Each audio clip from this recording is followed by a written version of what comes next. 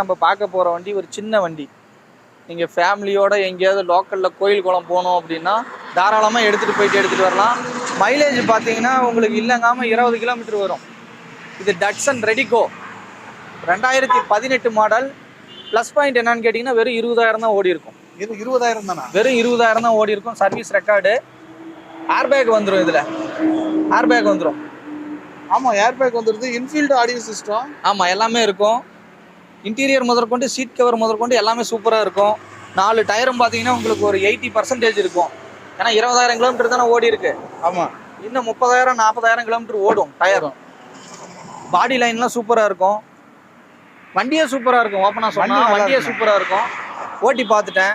இதுக்கு நம்ம கோட் பண்ணுற ப்ரைஸ் என்னன்னு பார்த்தீங்கன்னா 2,65,000 ரூபாய் கேட்குறேங்க.